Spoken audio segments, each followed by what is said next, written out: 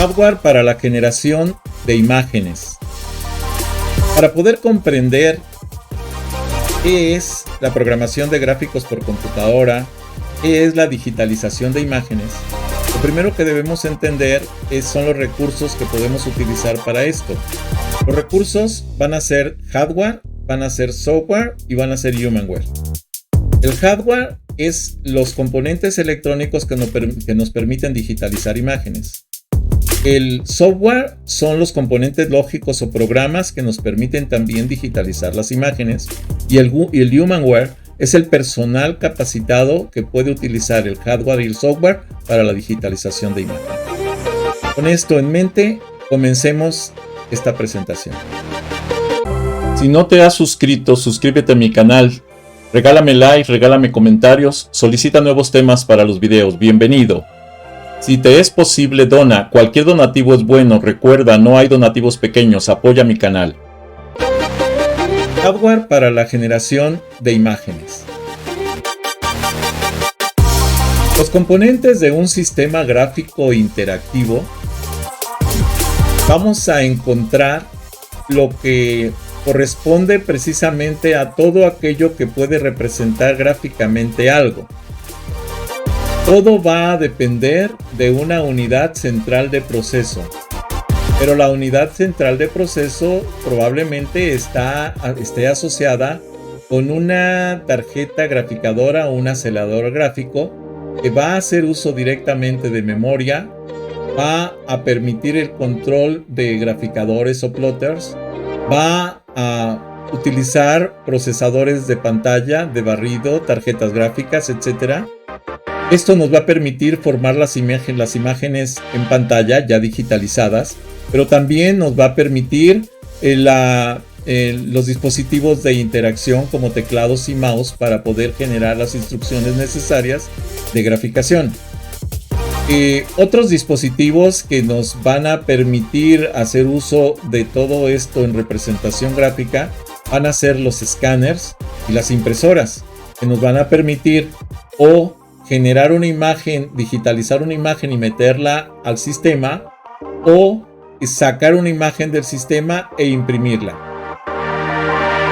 Las tecnologías de impresión que se utilizan en la actualidad, por ejemplo, tenemos una de ellas que es la que se hace por impresión por puntos, que ya en la actualidad ya casi no se llega a utilizar, que es lo que se conoce como impresoras de matriz. ¿Sí? Esto nos lleva a que existen varias calidades en donde el número de puntitos que se utilizan para representar un carácter pues va a ser, mientras menor, pues va a ser más burda la representación, y mientras más número de puntos va a ser más exacta. En las impresoras no hay relación entre el tamaño del punto y la distancia entre puntos. Aquí podemos observar las diversas relaciones posibles entre ambos. La pregunta es, ¿considera esto beneficioso?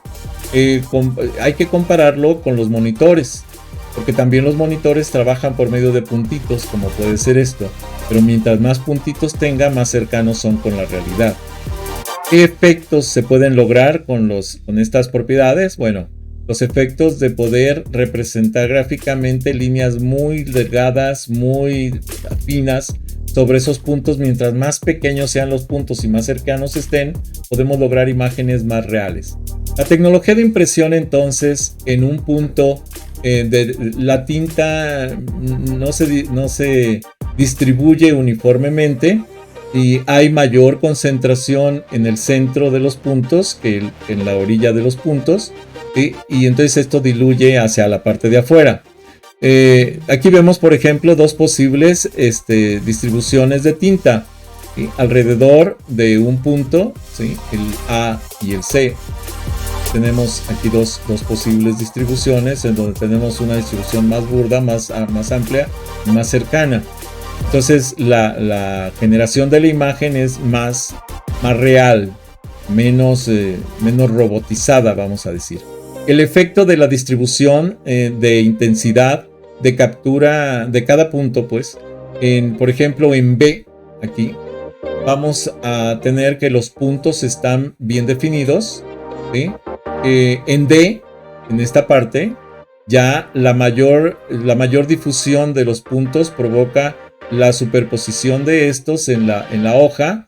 Sin embargo, podemos ver que hay puntos mucho más cercanos y acá mucho más distantes, ¿sí? Y son las diferencias en la digitalización de imágenes. Las tecnologías de impresión, entonces, podemos tener definiciones básicas, tamaños de punto, diámetro del punto creado por los dispositivos, y también la capacidad del direccionamiento, número de puntos por pulgada, que puede ser diferente en X y en Y. La resolución, el espaciado más cercano, que permite distinguir líneas negras y blancas adyacentes. Por ejemplo, 40 líneas negras y 40 líneas blancas implica una resolución de 80 líneas por pulgada. La pregunta es, ¿la resolución se podría definir en función del tamaño del punto y la capacidad del direccionamiento? La respuesta obviamente es sí. También tenemos, por otro lado, lo que corresponde a las tecnologías de impresión, que son los primarios sustractivos, se les llama para impresión, en donde tenemos diferentes colores, donde ya estamos trabajando colores. Tenemos el cian, el amarillo y el magenta. Y obviamente la combinación de todos estos colores nos va a dar el negro. El cian, magenta y amarillo son los colores primarios sustantivos. Son los utilizados en las impresoras, dado que partiendo de una hoja en blanco se sustraen colores al blanco. La mezcla de los tres colores en los valores iguales nos da el negro. El diagrama superior indica cómo el objetivo, cómo se obtienen más bien los colores a partir de la mezcla de los colores primarios sustantivos. De hecho, el objetivo general del manejo de colores es la combinación de colores para la generación de miles y millones de colores. En un momento más vamos a aclarar el número de combinaciones posibles de los colores y cuántos colores puede generar. El rojo se obtiene de la mezcla de amarillo y el magenta, el azul mezclado con el cian y magenta, el verde mezclado con el amarillo y cian. Y bueno, esto nos permite que el ser humano pueda identificar diferentes tonalidades para cada uno de estos colores. Si tenemos un verde con un poco de negro, vamos a tener un verde más oscuro. Un amarillo con un poco de rojo, vamos a tener un poco de naranja, y si lo ponemos con un poco de negro, vamos a tener un café, y así sucesivamente. Vamos a tener diferentes colores por la combinación de estos colores que tenemos aquí. Así tenemos los primarios sustractivos, ¿sí? Para la impresión. Cada color primario sustractivo absorbe colores a la luz y refleja por la hoja blanca otros colores, ¿no? Por ejemplo, lo que nosotros vemos de los colores son las frecuencias de los colores que esas líneas o esas impresiones no absorben. Si yo veo rojo es porque ese tipo de punto está reflejando la frecuencia roja, que es la que recibe mi ojo, y por eso lo interpreta como color rojo. Cada color primario sustractivo absorbe colores de la luz y refleja de la hoja blanca. Entonces, por ejemplo, el cian absorbe el rojo de la luz blanca incidente sobre el área y refleja el resto, por eso se ve como cian, que lo que absorbe es el rojo. El magenta, por ejemplo, absorbe el verde, ¿sí? y refleja los demás. El amarillo absorbe el azul, ¿sí? y refleja precisamente el amarillo, por eso lo veo así, de ese color. El cian más el magenta más el amarillo, ¿sí? Es más o menos sobre lo que es el blanco, el azul, el verde, el rojo, y por eso se ve negro. Porque absorbe casi todos los colores y no refleja casi nada, y por eso se ve negro. El dithering se le llama, o dithering, En una impresora blanco y negro los puntos son dibujados con tinta negra, por tanto los puntos son negros. Las zonas no pintadas son blancas, si la hoja utilizada es blanca, claro. Si tiene otro color, pues va a cambiar la tonalidad del color. Nos pregunta, ¿cómo piensa usted que las impresoras dibujan superficies de distintas tonalidades de grises y solamente dibuja puntos negros? Bueno, el problema es, o más bien la forma es que en un punto dado, las impresoras de color de chorro de tinta, por ejemplo, o láser, solo pueden dibujar 8 colores posibles: blanco, cian, magenta, amarillo, rojo, verde, azul y negro. Y entonces, ¿cómo se pueden crear y lograr imprimir fotografías a color que se ven como fotografías a color verdadero? Es precisamente a través de esta técnica de dithering, que es la técnica utilizada para aproximar un color a partir de una mezcla de otros colores, cuando el color requerido no es posible obtenerlo directamente.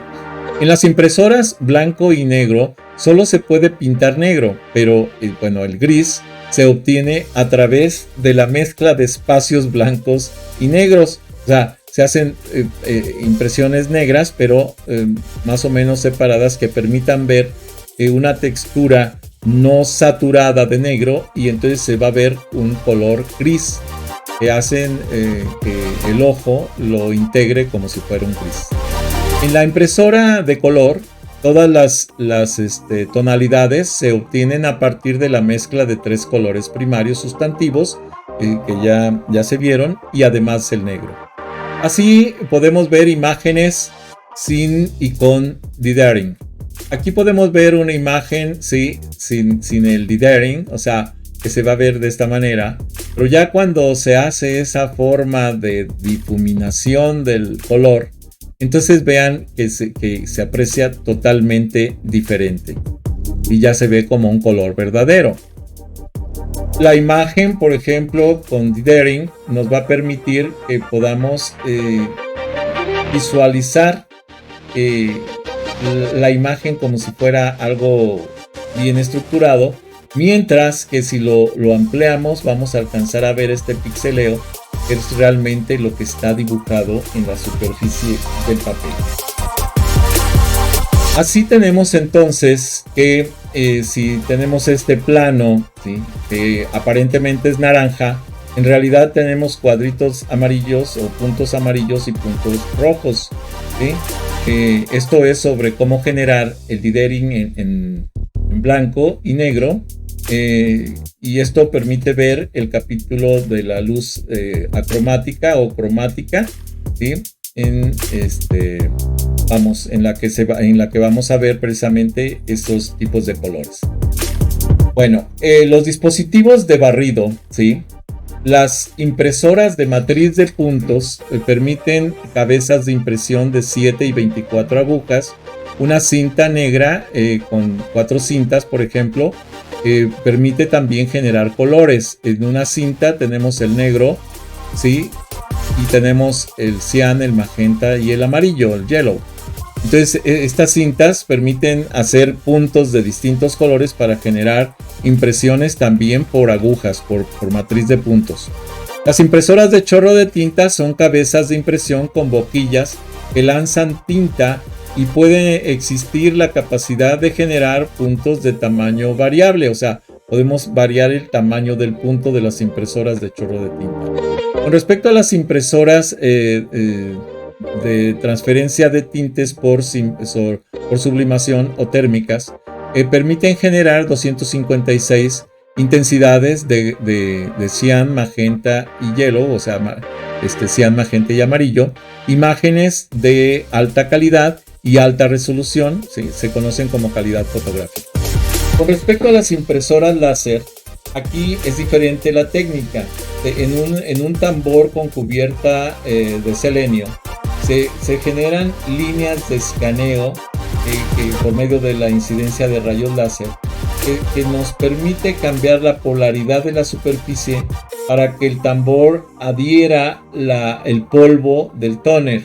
Entonces, el tambor y la tinta tóner tienen cargas eléctricas opuestas, por lo que se atraen, ¿sí?, en esas zonas donde está el escaneo del láser, y el láser recorre ese tambor descargando aquellas zonas que ilumina, vamos a decir, el tóner, y se posa sobre las zonas que siguen cargadas en el tambor. Luego el tóner pasa por el tambor de papel y por el cual posteriormente es calentado para fijar el tóner en la superficie, pero en realidad pega ese tóner, ese polvo, a la superficie del papel, ¿sí?, por contacto, y después por un rodillo de temperatura se fija ese tóner a la zona donde se hizo esa impresión. Las grabadoras de películas fotográficas, por ejemplo, cuando se utilizaba el tubo de rayos catódicos, que eran esas televisiones grandotas que incluso generaban electricidad cuando las tocábamos en su pantalla, por cada fotografía se hace lo siguiente. El monitor CRT, que es el tubo de rayos catódicos, es así como se conoce, es blanco, tiene la estructura blanco y negro, y se emite primero la imagen correspondiente al canal rojo, luego al verde y luego al azul, generando el empalme de los 3 cañones de colores para generar la imagen del color correspondiente. La rueda de colores entre la cámara y el monitor va tiñendo la imagen generada en el tubo de rayos catódicos, que solamente trabaja en blanco y negro, pero al recibir esa iluminación de color, pues cambia las tonalidades de color. El color correspondiente a cada canal es lo que genera la imagen del color. Con respecto a los dispositivos vectoriales, los gráficos de pluma o plotters, que son los gráficos que se utilizan para planos, o graficadores que se utilizan para planos, desplazan una pluma sobre la hoja de papel en forma aleatoria, y va marcando en cada zona, ¿sí?, lo que quiere representar sobre el papel. Estos son graficadores de cama plana, graficadores de tambor. Con respecto a las tecnologías de pantalla, las tecnologías de pantalla tienen una sección transversal de un tubo de rayos catódicos, como aparece aquí. En este tenemos un cañón que es el que lanza electrones sobre una superficie fluorescente o fosforescente. En su interior de esta cubierta de vidrio, en la parte de adentro, tiene ese material fluorescente o fosforescente que va a reaccionar a la luz al haz de electrones con específica longitud de onda, para colorear de un color específico por la longitud de onda cada punto de la pantalla. Esto hace que se generen diferentes tonalidades. Dependiendo de la cantidad de frecuencias que trabaje cada uno de los cañones, que son 3 normalmente para el color, ¿sí?, es el RGB, es el red, green, blue, o sea, el rojo, verde y azul. Esa incidencia de rayos es lo que va a provocar precisamente que se formen las imágenes con los distintos colores. Con respecto a la definición, existe la fluorescencia, es una luz emitida por el fósforo, ¿sí?, o por el flúor cuando es impactada por electrones. También conocida como fluorescencia es del flúor, aquí dice fósforo, pero es flúor, y la fosforescencia es la luz emitida cuando el fósforo vuelve a su estado formal. Entonces tenemos la fosforescencia y la fluorescencia. La fluorescencia es una iluminación que genera el flúor. Aquí tenemos un errorcito. Y la fosforescencia es esa luz que emite el fósforo cuando es impactada precisamente por los electrones. La persistencia es el tiempo entre que los electrones dejaron de ser impactados dejaron de impactar ya sea al fósforo o al flúor, y la fosforescencia disminuyó hasta un 10%, o sea, se vuelve casi opaco, deja de existir. Esto más o menos tarda de 10 a 60 microsegundos en los monitores actuales. Sin embargo, la mayoría utilizan velocidades de 22 microsegundos para tener que volver a lanzar el refresco de energización, o sea, de impactar con electrones otra vez la pantalla para que la imagen no se pierda. Cuando se tienen velocidades más altas de 22 microsegundos, el ser humano alcanza a detectar ese parpadeo de los monitores y se dice que son monitores entrelazados. Entonces se busca que los monitores sean no entrelazados para que no se vea ese parpadeo. Esto es en la técnica de tubos de rayos catódicos. Ya en las pantallas planas display, que son por plasma o por LEDs, ya es un poco diferente. Las tasas de refrescamiento, ¿sí? Es el número de veces por segundo que se dibuja la imagen en la pantalla. ¿Sí? Normalmente vamos a tener que la imagen se dibuja alrededor de 40 veces por segundo, de 24 a 40 veces por segundo, o incluso ya ahorita más, hasta 60. La frecuencia de fusión crítica, ¿sí? Bueno, ese es el tiempo, ¿sí? Por encima del cual deja de parpadear la imagen, o sea, donde ya no alcanzamos a ver que parpadea, para los monitores no entrelazados y que son los de mejor calidad, ¿no? El ancho de banda son la velocidad con la que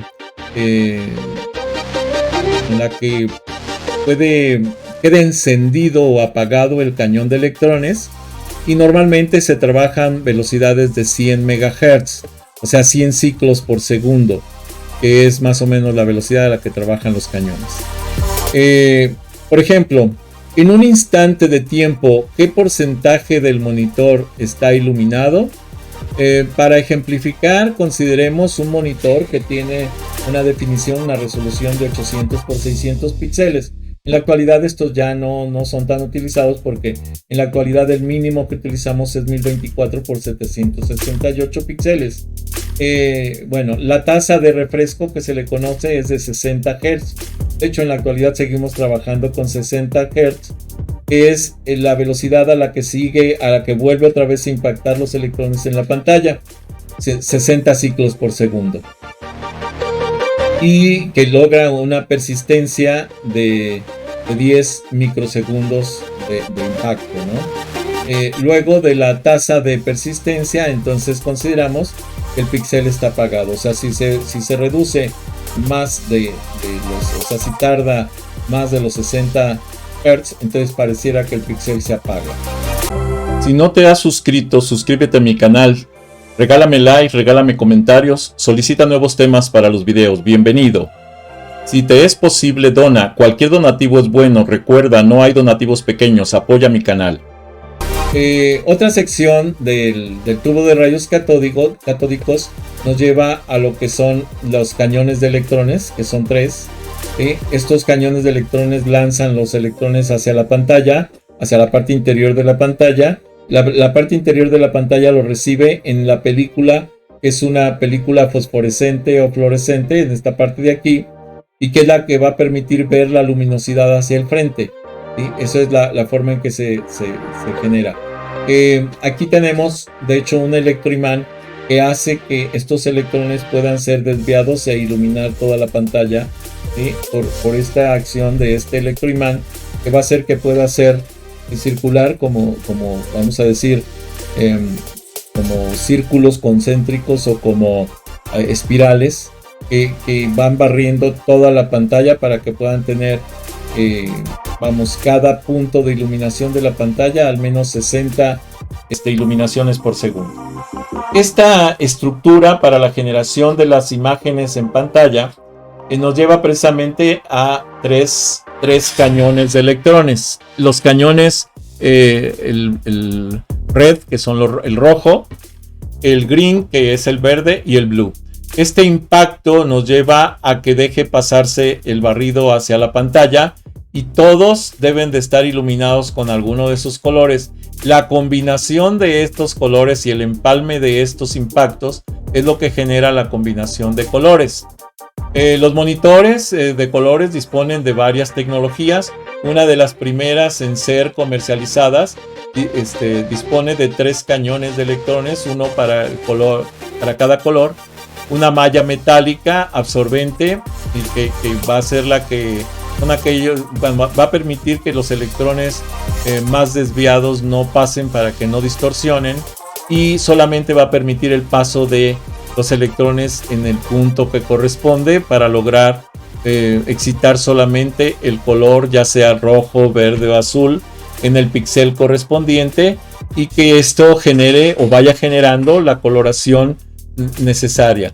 El fósforo está teñido de rojo, verde y azul, de la mezcla de estos 3 colores, y esto hace que surjan todos los colores del espectro, ¿sí? Y de hecho estos colores, si nosotros manejamos un byte, o sea 256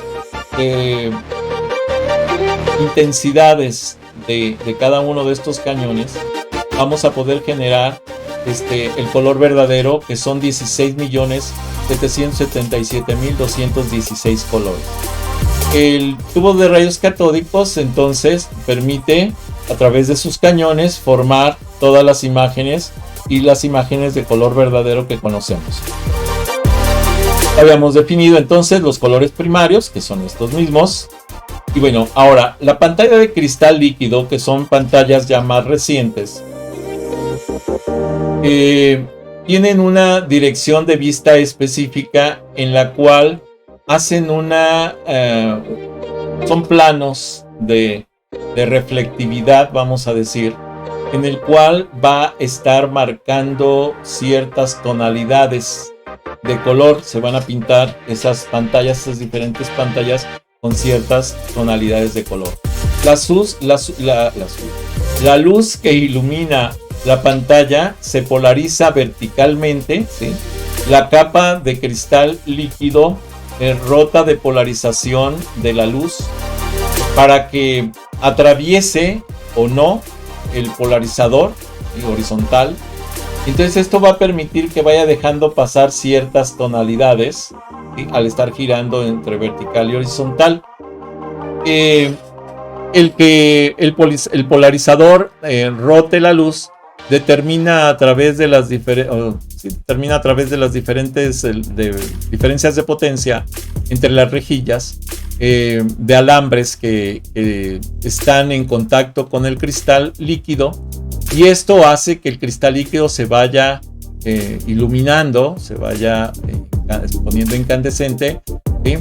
Cuando la diferencia de potencial entre el alambre horizontal y el alambre vertical es de 12 voltios, por ejemplo, que es el máximo voltaje que se trabaja, entonces la luz atraviesa las coordenadas y J, que son los puntos de coincidencia, e ilumina esos puntos con esa intensidad específica del cristal líquido, y vuelve a rotar, o sea, rotada en su polarización, y eso genera esas transparencias siguientes para formar la imagen.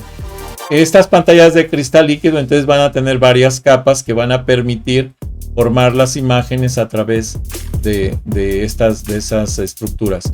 ¿Por qué se le llama cristal líquido? Porque utiliza moléculas cristalizadas que van a estar en la superficie, son como líquidos precisamente, de tal manera que si ustedes oprimen una pantalla de cristal líquido queda marcado, por ejemplo, el dedo donde está haciendo la presión, hasta que dejan de hacer la presión y se vuelve a acomodar, aunque eso puede llegar a dañar las pantallas.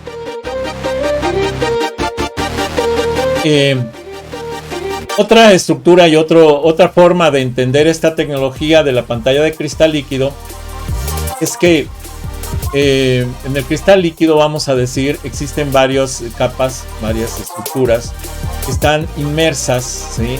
en otras capas. Tenemos, por ejemplo, una capa de cristal fondo y otra capa de cristal en la parte superior, y dentro de ellas tenemos el líquido, cristales líquidos que son los que van a estar reflejando los diferentes colores dentro de la pantalla para que se vea. Incluso las nuevas tecnologías que agregan un cañón de amarillo para darle mayor claridad, mayor profundidad a las imágenes, que son tecnologías japonesas que se han incorporado últimamente a esta estructura. También, dependiendo de cómo se están alineando los cristales por la incidencia de la luz, de la electricidad en estas capas, se pueden ver entonces los diferentes colores para cada uno de los píxeles de la pantalla. Así entonces, cuando el voltaje está activo, permite el paso de corriente con cierta orden de cristalización, y esto permite un color específico. Esta es la manera en que se forman entonces las imágenes en el sistema de control líquido.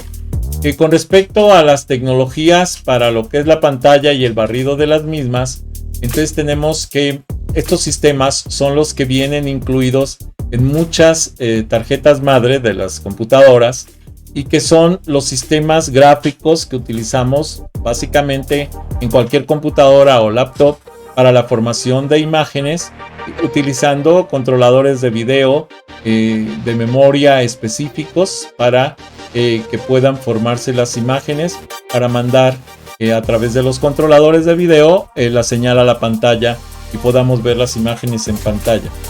La organización lógica del controlador de video, tenemos entonces la memoria, que es la donde se va a estar haciendo el intercambio de información, la dirección lineal, que podemos tener dirección en X o en Y para la generación de tramas, que son planos cartesianos de la pantalla, y esto nos permite hacer un barrido de tramas para la iluminación de los puntos de iluminación en pantalla. A cada uno de estos datos que se va a lanzar hacia la pantalla se le conoce como píxel o punto de iluminación en pantalla, y eso es lo que genera la coloración. Aquí en la memoria precisamente gráfica se manejan, por ejemplo, un byte, 8 bits, son estos, de un color por píxel. Esto quiere decir que puede generar, en este caso, hasta 256 colores, porque va de 0 a 255. Son 256 posiciones, y que va a permitir que con esas posiciones se identifique una de las coloraciones que existen acá. Pero esto puede variar, porque pueden ser 2 bytes o 3 bytes. 3 bytes se conoce como color verdadero. Si ustedes elevan 2 a la 16, a la 16, que serían 2 bytes, son 65.536, es el color conocido como VGA. Y después, si elevan 2 a la 24, que son los 24 bits de 3 bytes, estaríamos hablando de 16.777.216 colores, y que corresponde precisamente a lo que se conoce como color verdadero. Se supone que es el número de colores que puede identificar el ojo humano. Por otro lado, el CPU, ¿sí? La unidad central de proceso está encargada precisamente de lo que son los procesadores de pantalla, y estos procesadores de pantalla son los que van a formar las imágenes gráficas si no se cuenta con un GPU.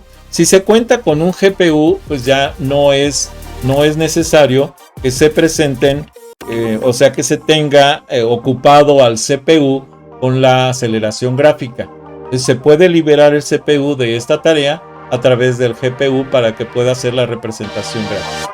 Con respecto a los dispositivos de entrada para la interacción, ¿sí?, en las diferentes formas, pues tenemos los teclados, que son, la forma de comunicación directa con los equipos de cómputo, y que nos permite generar pulsos eléctricos que van a ser representados ya sea por letras o por símbolos en la pantalla para poder generar instrucciones específicas. Y nos vamos ahora a lo que corresponde a teclados específicos que se conocen, por ejemplo, como teclados de acorde, y que incluso llegaban a ser utilizados para lo que eran los telégrafos. Son teclados que ya en la actualidad pues no se llegan a utilizar, pero bueno, eran para el mando de mensajes especial. Por otro lado, existen los teclados que se conocen como teclados ergonómicos. Se dice que responden a las características del tipo o de la forma del cuerpo del ser humano y que ayudan a que sea mucho menos desgastante el trabajo en ese tipo de teclados. Por eso se conocen como teclados ergonómicos.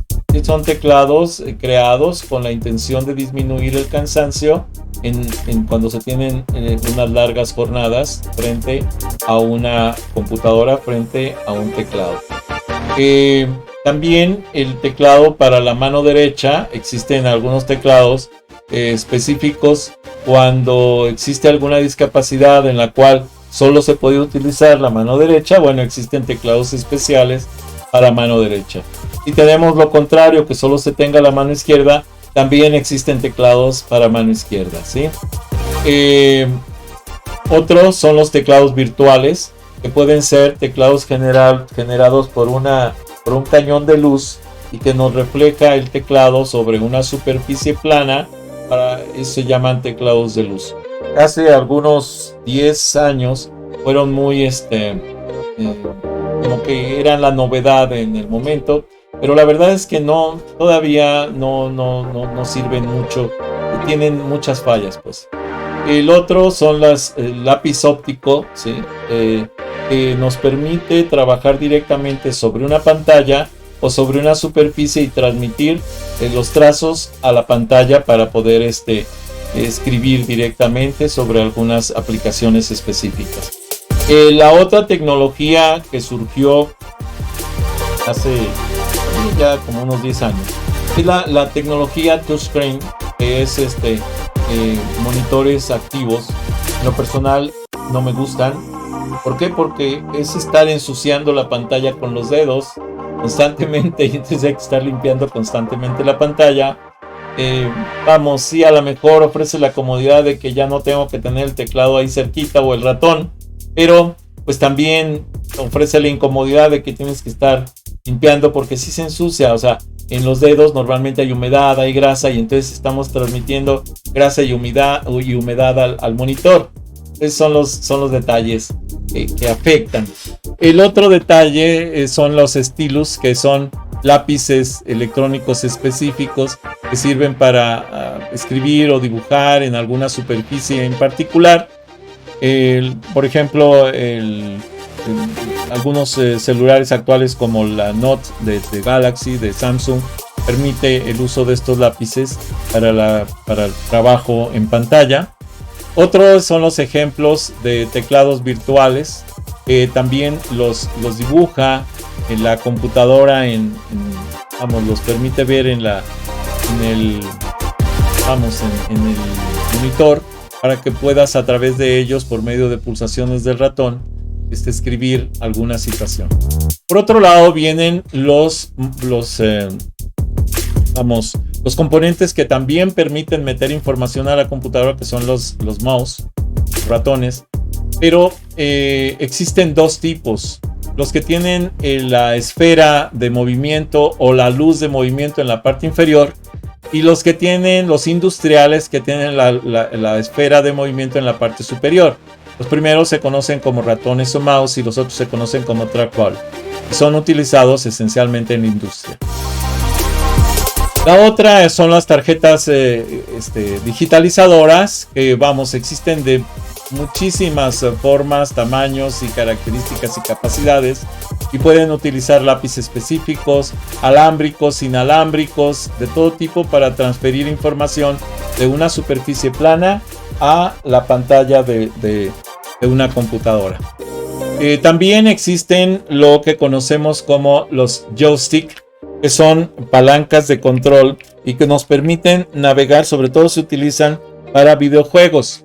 Estas palancas son las que nos sirven para navegación directa en áreas específicas, y bueno, esencialmente se utilizan en videojuegos, proyectos MIDI.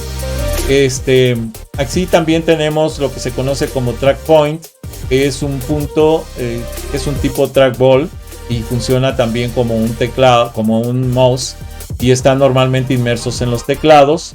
También tenemos el touchpad, que es la almohadilla plana que funciona como ratón en los laptops. Ese se conoce como touchpad. Y por otro lado tenemos también la tarjeta, la tableta gráfica que podemos utilizar tanto para el ratón, tanto con ratón como con lápiz óptico. Y bueno, existen varios dispositivos evaluadores, ¿sí? Como aquí tenemos algunos potenciómetros que pueden permitir configurar ciertas características y demás. Cada potenciómetro puede ser etiquetado para cumplir tareas diversas según el tipo de hardware y software que se utilice. Aquí, por ejemplo, se tienen 8 grados de libertad para cambiar, o sea, cada uno de estos potenciómetros representa un grado de libertad, una forma, una variable que va a estar cambiando para poder cambiar las condiciones de operación. Por otro lado, existen también nuevos apuntadores, vamos a decir, seguimientos del ojo y que nos permite saber hacia dónde estamos mirando, qué es lo que estamos viendo y qué queremos ver. Entonces también existen este tipo de tecnologías que ya incluso en la actualidad ya son mucho más desarrolladas. Existen también algunos formas de control para este tipo de guantes, por ejemplo, que permiten generarse movimientos obviamente esta es una prótesis de plástico o de un material flexible más bien, que puede ser utilizada como una mano cuando no se cuenta con esa extremidad. Otros son los apuntadores gráficos que nos permiten, son dispositivos que funcionan con como una especie de ratón 3D y se pueden conocer su ubicación en el espacio para la orientación. Y así se han desarrollado muchísimas tecnologías, algunas con láser, otras con algunos equipos que permiten, por ejemplo, pasar información de una superficie a la computadora, ¿sí? Lo que habíamos visto de la digitalización de imágenes por medio de incidencia de rayos láser. También aquí existe un procesamiento de imágenes que se conoce como vectorización. A partir de una imagen, entonces podemos reconocer los elementos constituyentes, los procesos de extraer líneas, caracteres y primitivas geométricas de una imagen. Es una tarea de software, ya que después de que se captura la imagen hay que reconocer cada uno de los puntos para poderla identificar. Existe la detección de valores, de límites y mejora de bordes, algoritmos de extracción de características, algoritmos de reconocimiento. Y bueno, existen todas estas herramientas que nos ayudan a conformar la tecnología de la programación de gráficos por computadora. Hasta aquí esta presentación. Si no te has suscrito, suscríbete a mi canal. Regálame like, regálame comentarios, solicita nuevos temas para los videos. Bienvenido. Si te es posible, dona. Cualquier donativo es bueno. Recuerda, no hay donativos pequeños. Apoya mi canal.